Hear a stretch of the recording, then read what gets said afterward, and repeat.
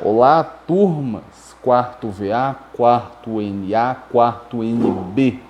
Estamos aqui mais uma vez na presença dos ilustres colegas, dos nobres doutos juristas, para assim proceder a essa aula, que vai ser uma aula não de revisão necessariamente falando, mas vai ser uma aula para explicar aos colegas como será realizada esta é nossa avaliação, que vai corresponder aí a NPC 1 e a NPC 2, certo?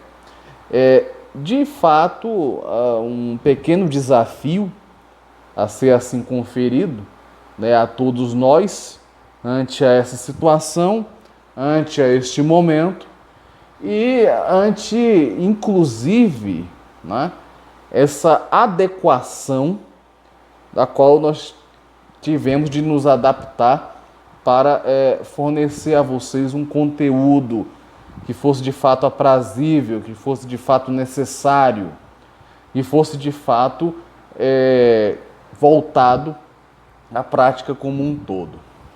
Eu vou, ao longo dessa explanação aqui proferida aos ilustres colegas, irei proferir alguns delineamentos do que de fato será cobrado nessa avaliação, tá? E o que consequentemente vocês haverão de encontrar lá, certo? Eu não vou tecer maiores detalhes por conta do fato de não revelar de antemão que vai cair na avaliação, mas uma coisa eu posso dizer-lhes que o elemento principal desta avaliação é a elaboração de uma peça a qual os seus, digamos assim, retoques, a sua lógica, a sua estrutura, a sua configuração será assim encabeçada e assim oferecida a vocês a partir desse encontro de agora, a partir dessa aula neste momento, certo? Eu confesso a vocês que fiquei surpreso com uma medida adotada pela instituição, que foi de considerar o estágio 2 uma disciplina que, apesar da nomenclatura, mas ficou de fora do campo das disciplinas correspondentes à prática. De modo que vamos ter esse elemento agora que vai ser apresentado a vocês, a peça, que vai ser o elemento principal a ser trabalhado na avaliação. E, além disso, ainda foi suscitado, ainda foi cobrado que eu fizesse questões objetivas.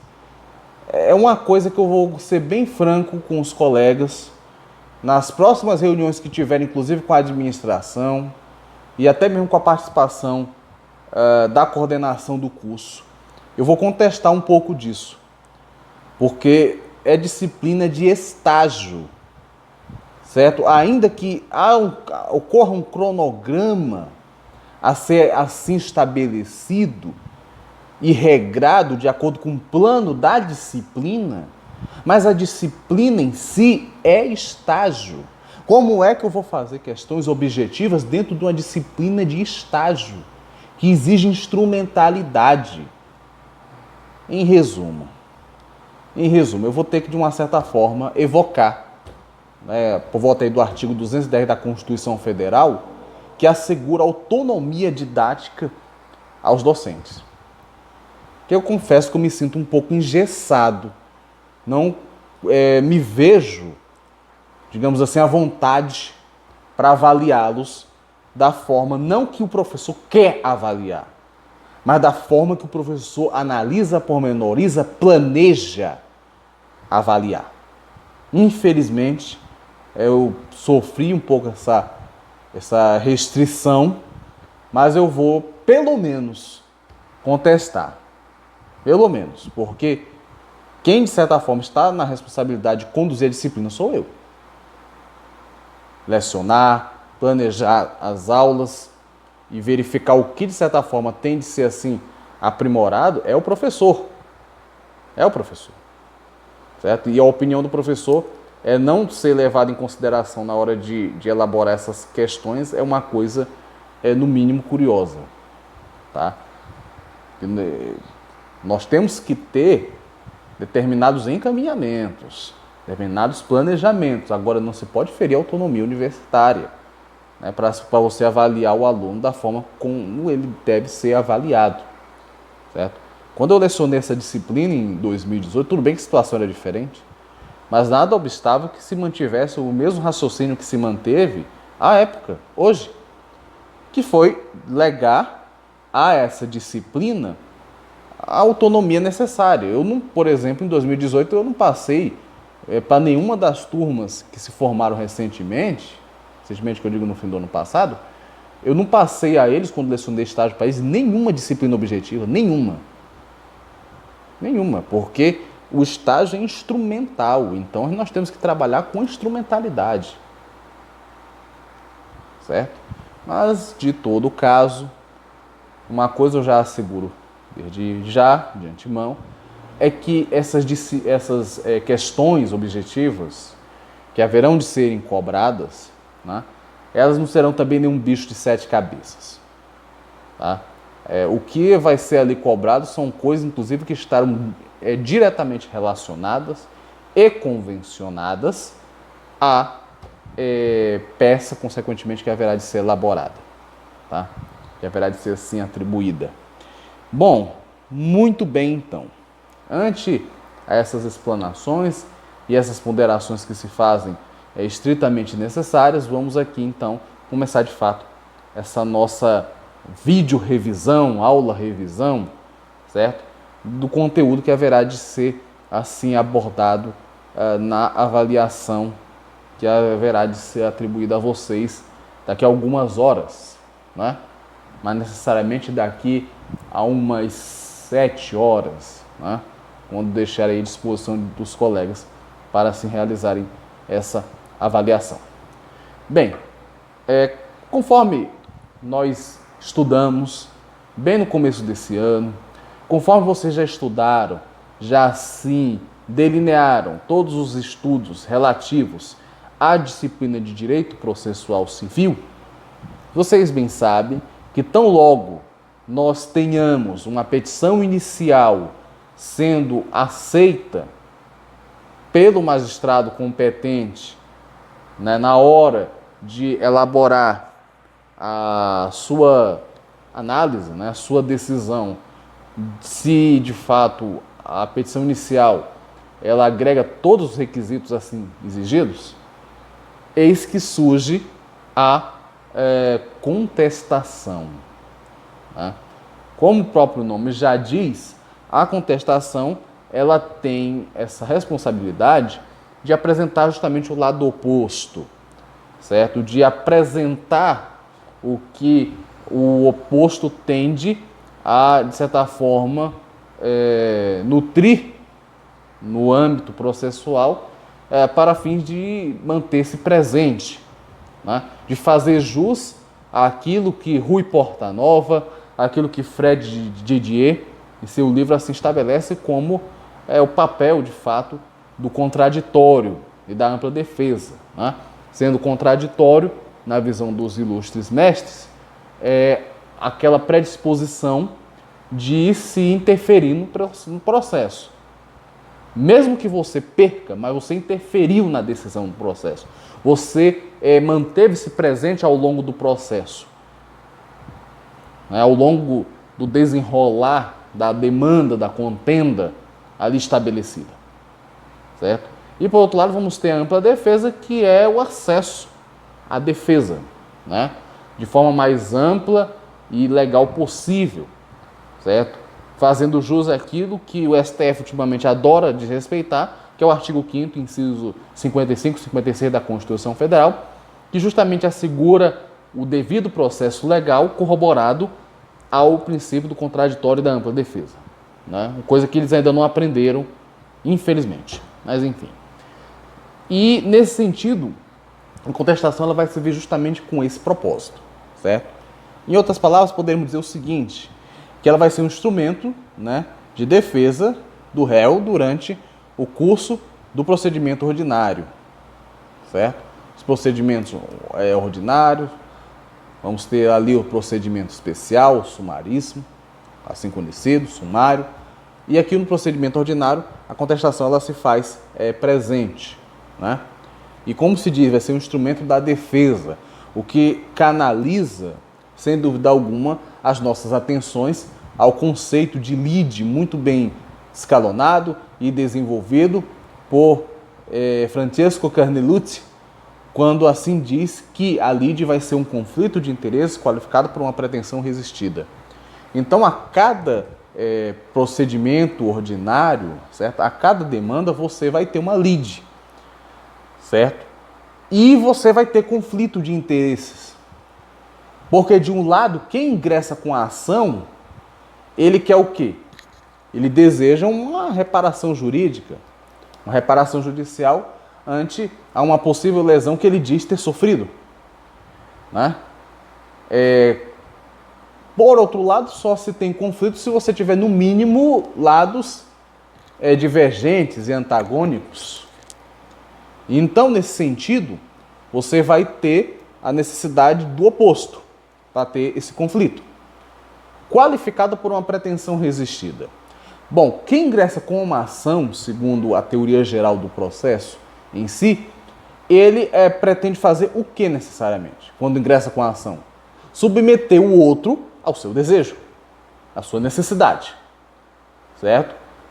Por outro lado, pressupõe dizer, inferir que o outro não vai, de certa forma, engolir aquela pretensão de submissão de forma tão clara, de forma tão direta, certo? Ele tende a fazer o quê? Resistir, certo? E ele só vai resistir de que forma? Se contrapondo àquilo que está sendo apresentado na petição inicial. E como ele vai, de certa forma, se contrapor? Através, então, da contestação, que vai ser um instrumento colocado à disposição dele para justamente fazer essa contraposição tão necessária ao desenvolvimento de um processo, ao desenvolvimento de determinados autos processuais assim verificáveis, assim estabelecidos. Correto? Então, é essa a conexão que a gente poderia fazer aqui dessa questão de que para cada demanda eu vou ter consequentemente uma lide. A lide é composta por duas partes divergentes, uma querendo submeter a outra ao seu interesse e essa outra que tende a sofrer com essa tentativa de submissão, resistindo. E resistindo utilizando-se de um instrumento assim estabelecido em sua benevolência, né? Em sua gama, consequentemente, de patrimônios processuais ali estabelecidos, dá-se então o nome de contestação, certo? Ele vai contestar aquilo que está na petição inicial, assim estabelecida, assim visualizada, correto? Então é essa a conjuntura que nós assim vislumbramos e assim verificamos, correto? Podemos dizer que essa peça ela vai servir para o polo passivo da demanda, no caso a parte reclamada, né? Apresente os seus argumentos e vão contra, consequentemente, o que a outra parte está assim estabelecendo, certo?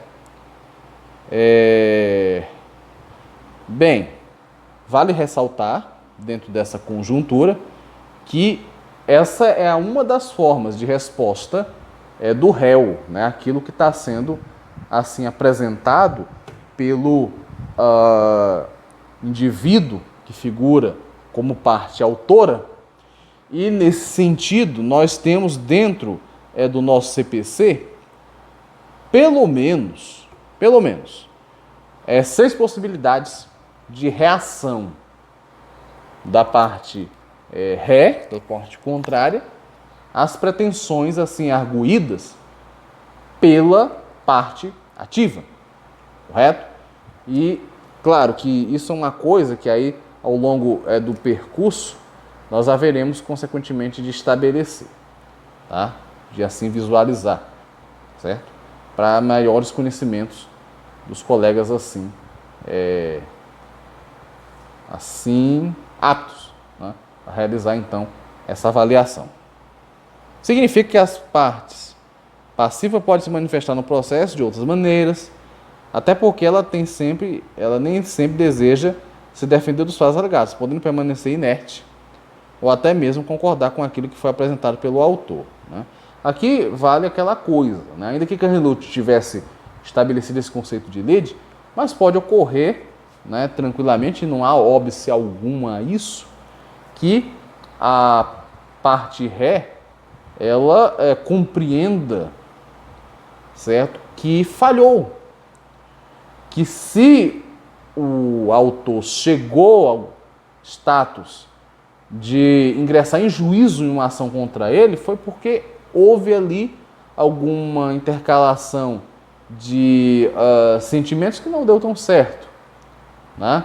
Houve negligência de algumas partes. Então, nesse sentido, pode ser que ele concorde, né? E ainda assim o conceito de lide vai permanecer, certo? Ele vai permanecer. Claro que não de forma tão ampla, se a gente pensar bem, porque quando se fala nessa ideia de submissão, você pensa que é como um todo. Não. Não é dessa forma, né? Se porventura o indivíduo ele acha-se, né, do direito de exigir em juízo o reembolso relativo a alguma aquisição, alguma compra que ele fez, certo? E mais indenização, porque disso ter sido constrangido no ato da compra, por qualquer que seja o motivo, a ideia é que, de certa forma, as partes envolvidas, né, e consequentemente o indivíduo que vai ser acionado, ele tem a possibilidade de apresentar suas alegações, inclusive com essa indumentária de, se ele verificar que de fato ele teve alguma responsabilidade, então ele pode assumir. E ainda assim o conceito de lide ele vai permanecer. Porque, querendo ou não, alguém está sendo submetido à vontade do outro, né, aos interesses do outro. Reconheceu a falha. Reconheceu, né? Então, essa tende a ser a conjuntura assim apresentada, tá? Nesse momento, assim, visualizado por nós todos aqui. O que mais? Pessoal, caso o réu se decida por contestar os fatos e fundamentos alegados pelo autor na petição inicial, ele deve impugnar todos os pontos que foram apresentados de maneira específica, certo? Aqui a gente já vai para a primeira dica, né? Contestar todos os pontos alegados na inicial. Todo quanto é ponto você pode alegar e você tem que alegar na elaboração da contestação, que haverá de ser assim visualizada, tá? Tudo que puder ali se estabelecer, se veicular, tem que ser extraído, tem que ser assim apresentado, tá? Isso é algo assim excepcional, né? Porque consequentemente você tende a transformar a seara processual numa dinâmica bem interessante, bem assim apresentável, né? Para assim então você fazer os devidos encaminhamentos que forem de fato necessários. Bom, pessoal, e assim, como vocês bem apresentam, como vocês assim verificam, e vislumbram, quanto a essas outras formas de se contrapor àquilo que é apresentado na petição inicial, isso é uma coisa que a gente vai ver até o fechamento em si desse nosso ciclo, ao longo das NPCs aí 3 e 4, tá? Nós vamos verificar essas outras hipóteses, certo? Que serão consequentemente decorrente mesmo da logística processual assim apresentada, assim visualizada, tá? E isso vai ser assim apresentado a vocês ao longo desse percurso, ao longo desse tempo, tá? Por enquanto, o que é importante vocês saberem, e isto vai estar sem sombra de dúvidas presente na avaliação de vocês de daqui a algumas horas. Primeiro, certo? Prestem atenção em todos os pontos que forem passíveis de contestação, de contradição na peça que vocês haverão de elaborar. Prestem bastante atenção nisso. Façam os apontamentos daquilo que é assim necessário fazê-lo, certo? Por conseguinte, a argumentação que vocês irão apresentar, certo? Fiquem à vontade para escrever. Fiquem à vontade para, inclusive, criar ideias, criar hipóteses. Eu gostaria muito de estar falando tudo isso ao vivo. Muito. Mas infelizmente, né? Felizmente. É esperar fundamentalmente em Deus que a partir do segundo semestre comecemos a ter novos ares, né, para toda essa situação. Creio nisso, certo? Creio bastante nisso e assim vamos defender esse ponto, certo? Então, tenham essa liberdade. Vai ser uma peça que vocês terão de criar, certo? Vai ter lá um texto base, leiam o texto, leiam o que está sendo abordado na logística ali apresentada no texto e após esta leitura, façam a peça. E na elaboração desta peça, isso aqui a gente já vê nesse texto, que inclusive vai ser disponibilizado para vocês pelo Classroom.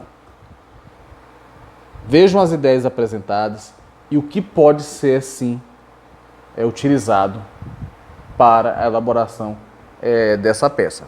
Teçam os argumentos que forem, assim, verificáveis, plausíveis. Inclusive, vocês vão ter a liberdade de criar questões, de criar abordagens, certo? Que vocês acharem assim convenientes, tá? Agora tem uma coisa, que aí tem que se prestar devida atenção. Tem que se prestar devida atenção e desde já eu chamo a atenção a isso, certo?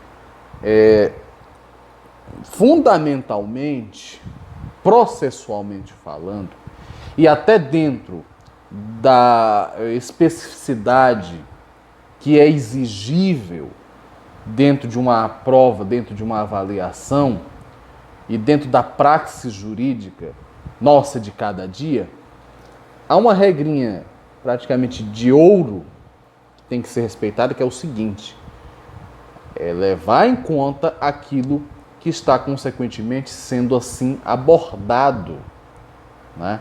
Consequentemente está sendo assim apresentado. Então, o que eu quero dizer com isso? Vocês vão ter liberdade para criar os argumentos que forem necessários, para criar uma tese em prol do seu cliente da melhor forma possível, certo? Tem, de certa forma, autonomia para criar ideias de como elaborar essa peça, mas frise-se no fato de que ela vai ter de ser regida e estabelecida de acordo com os dados que vocês têm apresentados, que vocês têm assim visualizados. Porque dentro da praxis jurídica nossa de cada dia, independente da fase processual que você consequentemente agregue, que você consequentemente estabeleça, uma coisa é mais que certa, é mais que óbvia. O fato de que você tem que se ater à verdade do que você está dizendo, né? Se criares determinadas ideias, então você vai ter que apresentar elementos probatórios que fundamentem essas ideias que você está apresentando, essa tese que você está levantando. Então é importante isso. E você só vai ter essa abordagem de conhecimento, de suscitar teses, hipóteses em prol do seu cliente se você ler aquilo que antecede a sua participação. E no caso da avaliação de vocês, o que vai anteceder a criação da peça de vocês vai estar lá, como texto. Não vou dizer qual é, porque assim vai ser apresentado, tá? Mas é isso que eu posso, de certa forma, atribuir a vocês. Vai estar lá. Vai estar lá. Pode ter a mais absoluta certeza que isso será verossímil. Correto? Muito bem. Então vamos ver aqui agora, dentro do processo civil, como é que essa contestação ela haverá de ser assim abordada. Ela vai ser elaborada na forma escrita, e quando se fala da forma escrita, né, de uma contestação assim apresentada, assim visualizada, o que você vai ter inicialmente? Primeiro, o endereçamento, certo? Que é importante. E nesse caso, até uma pequena facilitação aqui, que é o seguinte, no caso da petição inicial, ela vai ser encaminhada a um determinado juízo, vai ser distribuída a um determinado juízo, quando chegar na fase da contestação, você já vai saber qual é o juízo responsável por abordar aquela demanda, aquela contenda. Então você já sabe qual é o juízo, lá em cima, no cabeçalho da contestação, você então apresenta esse elemento, certo? Excelentíssimo senhor juiz de direito da 2ª Vara Civil de Rio Branco, ou 1ª Vara Civil de Rio Branco, certo? Ou, conforme atualmente a logística assim exige também, né? Você pode fazer o encaminhamento genérico, que é ao juízo de direito da 2ª Vara Civil da comarca de Rio Branco. Né? O novo CPC, que entrou em vigor com a lei 13.105, né, de 2015, e ele compreende que quando você fala juízo, você está levando em consideração o órgão, né, como um todo, que vai ser, consequentemente, o responsável por cuidar da demanda. E, de fato, é o órgão como um todo. Tudo bem que a atribuição principal cabe ao magistrado que vai decidir, né? Que vai coordenar ali os trâmites legais, constitucionais, infraconstitucionais, né? Relativos ao andamento do processo. No entanto, para o processo andar como um todo, você vai precisar dos demais auxiliares de justiça e funcionários públicos estabelecidos. É justamente por isso que se tem essa ideia do juízo, né, como um todo. A ideia do juízo. Mas nada obsta, em hipótese alguma, que você, nesse cabeçalho, diga ao excelentíssimo senhor juiz de direito do primeiro, do segundo juízo cível da comarca de Rio Branco, Acre. Nada impede também, certo? Nada impede, certo? Você tanto pode numa atribuição quanto pode em outra atribuição. Agora, uma coisa que não pode faltar é justamente esse endereçamento, tá? Logo em seguida, o que você vai ter? O que vai ser assim abordado? Vai ter lá parte ativa, parte passiva, consequentemente também, tá? Do mesmo jeito que na peça inicial tende a ter parte ativa, parte passiva, aqui eu também vou colocar quem é o demandante, certo? Quem é a parte ativa, certo? Quem, consequentemente, é o demandado? Quem é a parte passiva? Né? Então, isso também consta, né? Assim apresenta. O cabeçalho em si, que vai ser o texto inicial da contestação, naquele parágrafo inicial, ele vai seguir praticamente o mesmo trâmite da petição inicial. Mesmo trâmite, certo? Vamos ter lá Caio, Mário, Tício, brasileiro, casado, funcionário público, certo? Portador do RG 234567820, CPF 10214-5, residente domiciliado nesta cidade, tá? Filiação né, materna com Lourdes Maria, filiação paterna com Marco Antônio, vem por meio da sua advogada ou do seu advogado, subscrito na procuração de folha tal, apresentar, né, a seguinte, e aí você faz uma palavra de destaque, né, contestação frente aos fatos expostos e narrados na petição inicial de folhas 4 a 7, ou na petição inicial de folhas 1 a 10, correto? Então, isso segue, o curso segue o caminho da melhor forma possível, correto?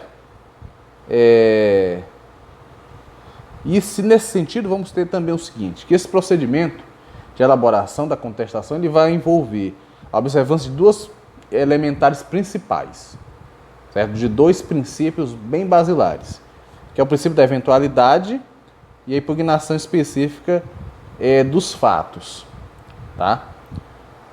E assim, processualmente falando, né, eu poderia destacar para vocês uma coisa que é interessante. Fala-se, né, e uma coisa que nós ainda vamos verificar, que eu vou apresentar a vocês de forma bem clara, quanto à tempestividade. Né? A contestação ela vai ter um prazo para ser apresentada. Tá? Então a tempestividade ela é uma coisa que você já pode arguir tão logo você vai seguindo esse caminho. Cabeçalho, delimitação ali de parte ativa a parte passiva, parágrafo introdutório, a palavra contestação em caixa alta, não é? E logo em seguida você faz ali um breve comentário dizendo pelos fatos assim apresentados na petição inicial de folhas tais e tais e tais, né? Aí você coloca da tempestividade da contestação, onde você vai simplesmente dizer da importância de se exercer a contestação, certo? E dizer que você apresentou essa contestação dentro do prazo especificado, legalmente atribuível, certo? Além disso, né, cabe aqui evocar, né, o artigo 5º, inciso 55 e 56 da Constituição Federal, que assegura o contraditório, que assegura a ampla defesa, que assegura a respeitabilidade obrigatória tanto em processos jurisdicionais propriamente dito, quanto em processo de cunho administrativo, o contraditório, a ampla defesa e, acima de tudo, o princípio do devido processo legal. Evocar essas terminologias constitucionais nesse espaço voltado fundamentalmente à busca, né, a constitucionalidade da medida sendo tomada, você evoca o princípio do devido processo legal também, né? E como eu já disse outras vezes, quando estávamos inclusive comentando a petição inicial, quando você evoca a Constituição Federal, você de certa forma chama a atenção do magistrado que vai analisar a sua contestação para o fato dele observar que, olha, não se trata de uma pura e simples ingerência da defesa em prol do seu cliente. Mas a defesa, ela, por meio da contestação, irá apresentar elementares que ultrapassam, inclusive, a regularidade da atuação do defensor. Porque o defensor ele não está só trazendo uma ideia, uma tese. Ele está trazendo as possíveis questões legais e constitucionais que fundamentam a atitude que ele tomou, que foi a de contestar. Então, você assim agrega isso, certo? Assim estabelece. Tá? Uma coisa que pode também surgir, tá?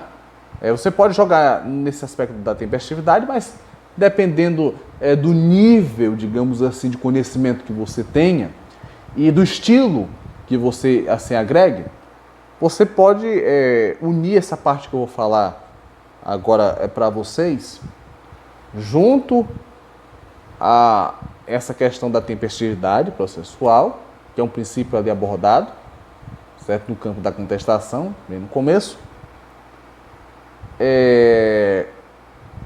como o fato de que você pode agregar as bases principiológicas da contestação e dizer que aquela contestação ela está a seguir essas bases, a seguir esses caminhos, certo? Tão necessários nessa postura de defensor ante a uma contenda envolvendo seu cliente.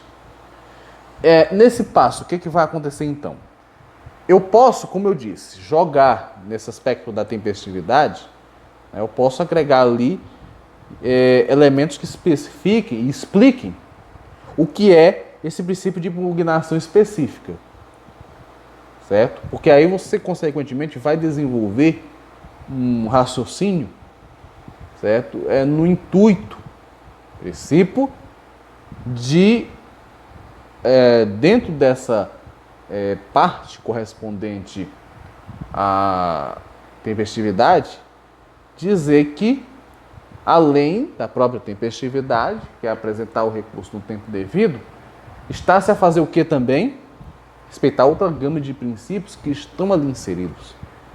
Então, tudo isso para legitimar, consequentemente, a contestação logo na sua fase bem inicial, antes de adentrar na sua estrutura propriamente dita. Né? Então, esse é um fator bem importante. Não obstante a isso, vamos então ver do que se trata, consequentemente,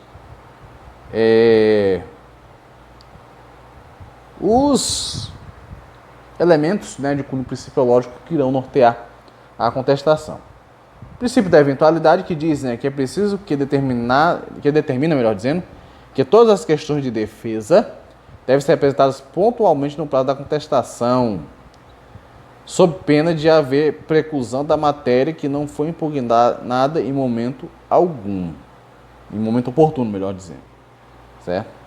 Trata-se de uma perda de direito de se manifestar sobre o conteúdo não contestado, tá?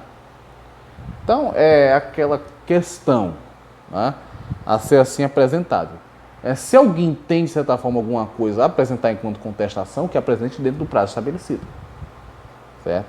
Eventualmente, talvez, se abra alguma exceção. Eventualmente. Mas não é a regra. Certo? A regra passa longe, inclusive, disso. Então, pode-se assim fazer. Né? Pode-se assim, sem dúvida alguma, apresentá-lo. Certo? Essa é a eventualidade. Bom, lá no princípio agora da chamada impugnação específica, o que nós temos? Que a parte passiva deve rebater todos os fatos alegados pelo autor de forma detalhada, que é justamente isso que eu vou pedir aos colegas que assim o façam na peça que for assim apresentada a vocês, como avaliação, que é justamente esse o sentimento. É essa a nossa real configuração, tá?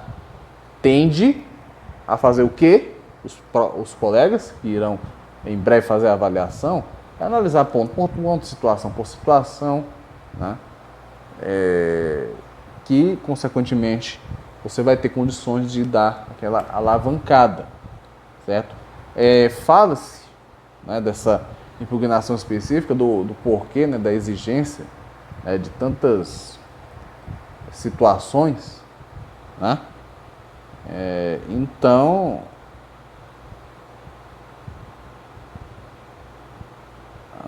deixa eu ver, acho que estou me esquecendo de alguma coisa, algum pequeno detalhe que... Ah, não, é outra coisa. Seguinte, nesse sentido, não é admitida a mera apresentação de defesa genérica. Que essa defesa genérica é uma defesa superficial. Você apenas diz que o autor da petição inicial não está correspondendo à verdade dos fatos, né? E por isso ficar. Daí não evolui mais para nada. Aí é um problema. Tá? Aí é um problema, consequentemente. Tá? Bom, assim prevê o artigo 341 do CPC, que diz que incumbe também ao réu manifestar-se precisamente sobre as alegações de fato constantes na petição inicial, presumindo-se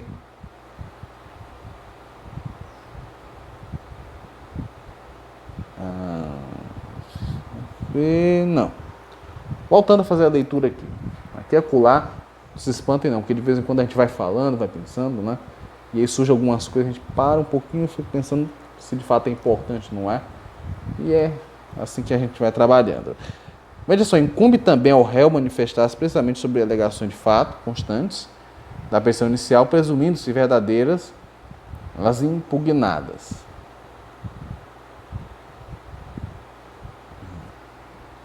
Muito bem.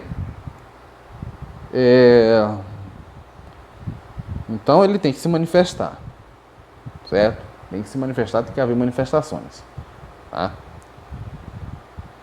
Muito bem.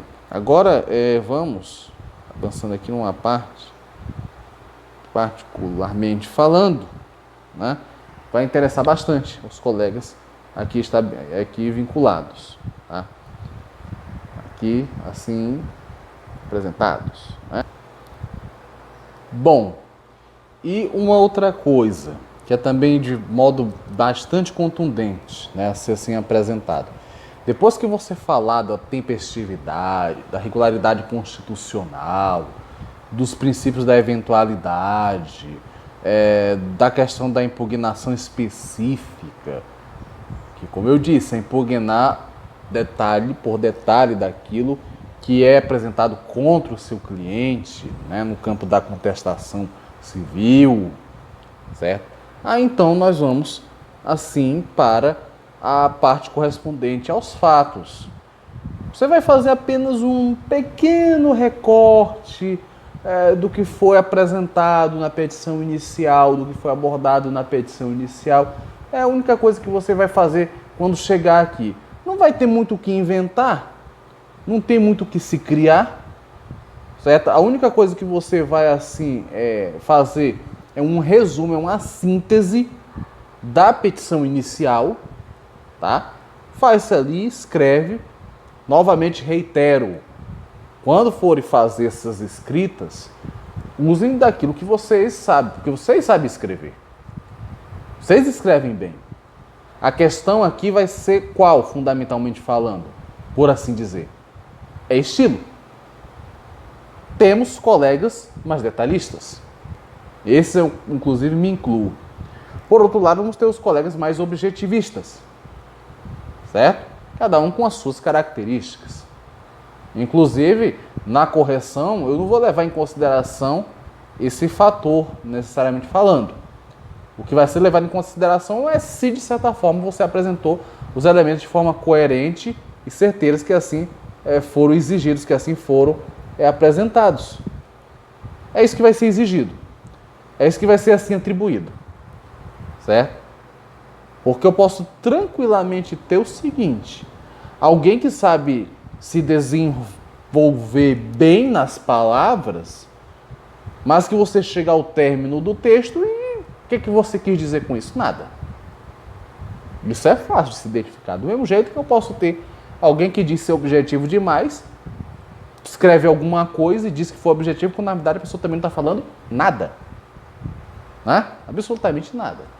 E assim como vamos ter pessoas que são detalhistas, que tecem peças processuais extremamente eficazes, fundamentadas, do outro lado as pessoas mais objetivas que vão direto ao ponto também de forma bem coerente. Então, sempre vamos ter algumas relativizações, mas o que eu enfatizo é essa necessidade, tá? De se ler, escrever. Faz aí uma síntese, por exemplo, da inicial. Já é um bom exercício. E quando nós formos para a parte que diz, consequentemente, respeito ao direito, que vai ser aqui o momento que você vai, de certa forma, defender os interesses do seu cliente, uma coisa bem interessante, né, que eu, por mais de uma vez, vi, não é comum se ver na petição inicial, mas a contestação, querendo ou não, vai levar você, enquanto colega, enquanto jurista, a uma abordagem mais realista da situação e da coisa, né? E nesse sentido, o que vai acontecer? Se você sabe, e é justamente por isso esse dado é realista, quais são os elementos a serem impugnados, então começa a impugnar um por um. Cria ali subtópicos e vai descortinando. Vai explicando, não procede por esse argumento. É um período, né, na qual, inclusive, você pode usar doutrina, você pode usar jurisprudências. Jurisprudência se usa muito para fundamentar muitas ideias dentro da contestação, né? Então, esse é um ponto também, sem dúvida alguma, a ser levado em consideração. Correto? Deixa eu dar uma olhadinha aqui na hora. Tá. Só mais uns 4 minutinhos aqui para a gente fechar pelo menos essa primeira parte, porque depois eu vou complementar a outra parte com uma outra gravação para assim fazer o fechamento aqui dessa nossa abordagem, certo? Bom, o prazo, geralmente, para a entrega da contestação, ele vai ser aí de 15 dias, certo?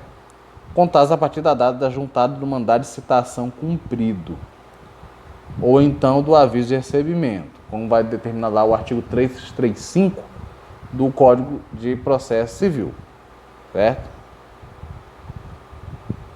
Então, nesse caso, o que vai acontecer? 15 dias. A partir dos 15 dias, a partir da juntada de comprovante de citação, que é quando o oficial de justiça chega até a residência, até o domicílio do acusado, ou interpela, certo? E o acusado concorda, consequentemente, com a droga que foi ali assim apresentada, né? Então são 15 dias, como se trata de um prazo processual, passa-se, consequentemente, das questões relativas às demais pessoas, né? E nesse sentido, então, nós vamos trabalhando. 15 dias, passa feriados, passa-se fim de semana e recomeça, então, os próximos dias úteis, né? O mais breve possível. Né? Então, esse é o ponto. Aí, no mais, vamos ter aqui outra situação que, por trás desse prazo, se dá a partir da regular citação do réu, nos moldes do artigo 231 do CPC, independente da forma, inclusive, se houver comparecimento espontâneo do réu, né? Então, a ideia é que permaneça os 15 dias, independente da forma. Pode até ser que esse indivíduo ele apareça ali para fins de abordagem, né, e verificação da situação dele no processo, né? E tão logo se veja isso, nada de obsta que ele de fato seja citado, e a partir daí começa a correr os 15 dias, né, para ele apresentar-se ou contestar, correto? Então, esse é um ponto também muito interessante, muito crucial a ser assim abordado. Bom, pessoal, vamos chegando ao ato, né, de conclusão dessa primeira parte. Eu ainda tenho algumas situações a serem abordadas aqui aos colegas, certo? E nesse espaço, aguardo o próximo vídeo, aguardo a próxima gravação, que assim vai ser atribuível a vocês, especialmente a vocês, tá? Um abraço a todos e até a nossa próxima aula, falando ainda sobre contestação. Um abraço a todos, tá? Desde já uma excelente semana, boas provas tranquilidade, paz acima de tudo.